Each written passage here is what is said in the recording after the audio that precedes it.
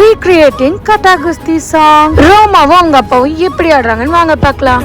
சந்திரனா புத்தவளே நீதான், பால் முளைச்ச வானவில்லா வந்தவளு நீதான், என்னோட கண்ணாடி பிம்பம் இங்க முன்னால, கண்ணோட மையாட்டம் ஒட்டிக்குதே என் மேல, என்ன பெத்த மகளே மகராசி, துள்ளி துள்ளி குதிப்போம் கதை பேசி, என்ன பெத்த மகளே மகராசி, துள்ளி துள்ளி குதிப்போம் கதை பேசி.